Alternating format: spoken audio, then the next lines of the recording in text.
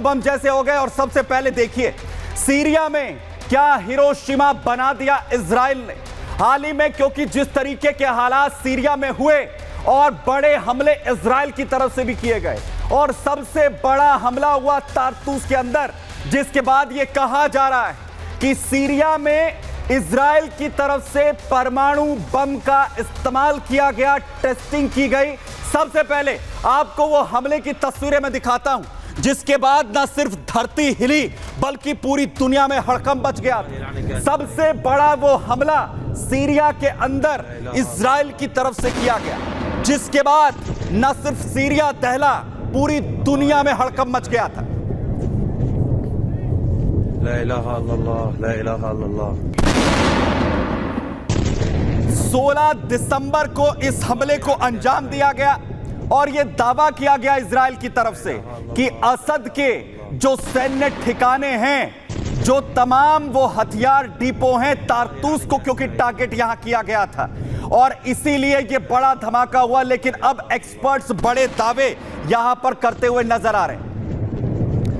दरअसल इसकी शुरुआत हुई सीरिया में जैसे ही हालात बिगड़े, क्योंकि सीरिया के अंदर एचटीएस की तरफ से बड़े हमले हुए और सीरिया में कब्जा कर लिया गया और हालात ये हो गए कि असद की सरकार तक गिर गई। अगली तस्वीर देखिए, क्योंकि एक तरफ बड़े हमले हो रहे थे, असद बशर अल असद अपना देश सीरिया छोड़कर भागे, अपनी जान बचाने के लाले यहां पर बशर अल असद को पड़ गए और उसके बाद इजराइल ने भी मोर्चा संभाला, क्योंकि इजराइल के लिए हालात ये कि वो अपनी जो सिक्योरिटी है वो मजबूत करने के लिए लगातार कोशिश कर रहा था। और वहीं सबसे बड़ा हमला हुआ, जिसके बाद अब ये रिपोर्ट्स दावा कर रही हैं कि वो परमाणु हमला था। बताता हूं आपको, दरअसल सीरिया के तारतूस में ये परमाणु बम के इस्तेमाल का दावा अब किया जा रहा है। 300 टन के बराबर सामरिक परमाणु बम का परीक्षण इजराइल की तरफ से हुआ, ये रिपोर्ट्स दावा कर रही हैं।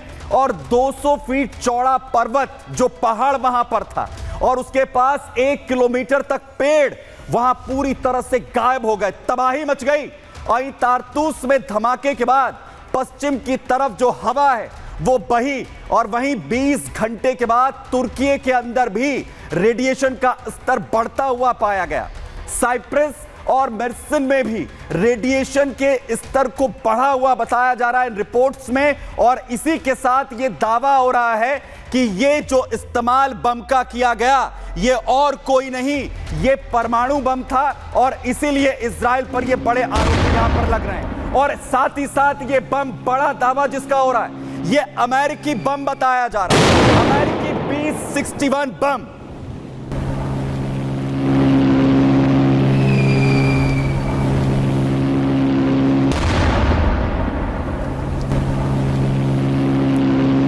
अमेरिकी B-61 बम, जो कि न्यूक्लियर वेपन बताया जाता है, अमेरिका की तरफ से इसे विकसित किया गया है। और दावा यह हो रहा है कि इजराइल ने अमेरिका की तरफ से मिले इस बम का इस्तेमाल हुआ है। लेकिन सबसे पहले आप B-61 की ताकत समझिए, आखिर कितना दमदार है।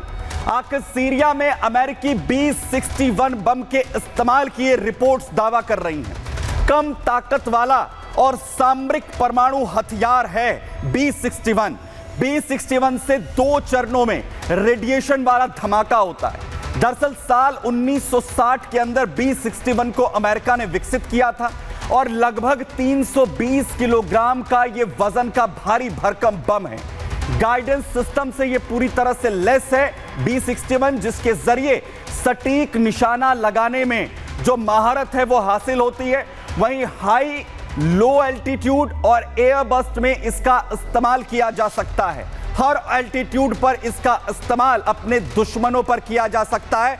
वहीं साथ ही साथ आखिर कैसे B-61 का एक तरफ दावा हो रहा है, तो आखिर ईरान तक किस तरीके से छटपटाहट नजर आ रही है। आपको बड़ी अपडेट दूं, जहां ईरान के अंदर घबराहट है। बड़ी अपडेट, इजराइल ने मिडिल ईस्ट को पूरी तरह से हिलाकर रख दिया है। मिडिल ईस्ट में इजरायली हमलों से अब ईरान में दहशत है। ईरान ने वॉर एक्सरसाइज शुरू कर दी है, यह बड़ी जानकारी सामने आ रही है। जहां इक्तिदार 1402 वॉर एक्सरसाइज ईरान कर रहा है।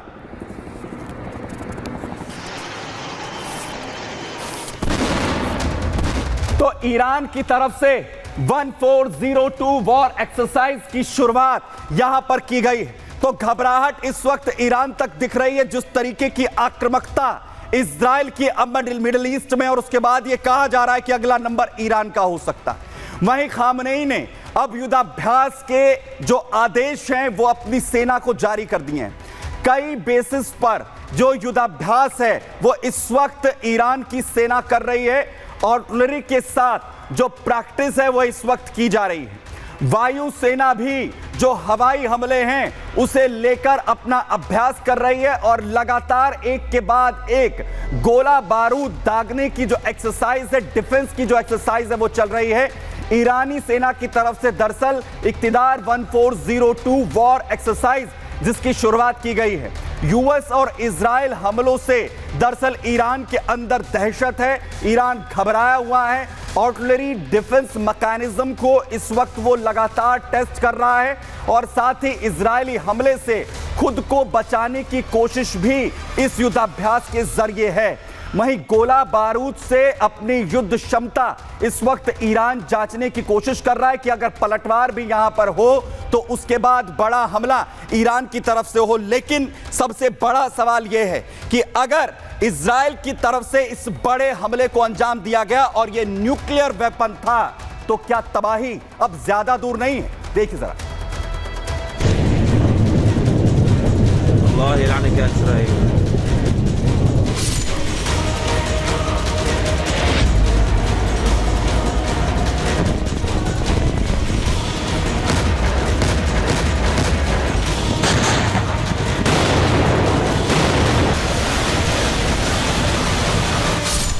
दो 200 फीट का पहाड़ बना धूल का गुबार। धमाके के बाद भूकंप, इजराइल ने फोड़ा एटम बम। सीरिया की जमीन प्रयोगशाला एटमी धमाके से जलजला। एक धमाका और सब कुछ तबाह। भीषण आग, धुएं का गुबार, चारों तरफ हाहाकार। 40 सेकंड के इस वीडियो में जबरदस्त धमाका नजर आ रहा है। धमाके के साथ इतनी रोशनी कि जैसे कोई जलजला आ गया। रिक्टर स्केल पर 3 की तीव्रता से धरती कांपी। लगा जैसे ज्वालामुखी फटा और उसके बाद बन गया हवा में आग का मशरूम। इन्हीं तस्वीरों और उस वक्त बम से होने वाले असर की वजह से स्वीडन के न्यूक्लियर विशेषज्ञों ने दावा किया है कि यह कोई मामूली बम नहीं बल्कि परमाणु बम था। सिर्फ स्वीडन के एक्सपर्ट्स नहीं बल्कि यूरोपियन यूनियन के रेडियो एक्टिव एनवायरमेंटल मॉनिटरिंग की रिपोर्ट में भी ऐसा ही दावा किया गया है। सीरिया के तारतूस में इजराइल ने यह हमला 13 दिन पहले यानी 16 दिसंबर को किया था। इस दिन इजराइल सीरिया में मौजूद हथियारों को नष्ट करने के मिशन पर था, और इसी दिन इजराइल के एयरबेस से कुछ फाइटर जेट्स ने टेक ऑफ किया और इन विमानों ने थोड़ी ही देर में तारतूस के आसमान पर पहुंचकर बम से जोरदार धमाका किया। धमाके के बाद तुर्की के इज़्निक तक भूकंप के झटके महसूस किए गए। रिपोर्ट के मुताबिक इजराइल के निशाने पर डिपो में रखी स्कर्ट्स मिसाइलें थी। दावा यह भी किया गया कि स्कर्ट मिसाइलों के भंडार की वजह से इतना बड़ा धमाका हुआ। ईरान और रूस परमाणु हमले की खबर के बाद चौकन्ने हैं। ईरान ने तो युद्ध की तैयारी भी शुरू कर दी है। ईरान ने मौजूदा हालात को देखते हुए सेना का युद्धाभ्यास शुरू कर दिया है। ईरान के टैंक निशाना साधने की कोशिश कर रहे हैं तो हेलीकॉप्टर आसमान से हमले का अभ्यास कर रहे हैं। नेतन्याहू ने सीरिया पर परमाणु धमाका किया है या नहीं यह साबित नहीं होता है, लेकिन अगर ऐसा हुआ है तो मिडिल ईस्ट में आने वाली तबाही को कोई रोक नहीं सकता है। Bureau report, Republic Bharat.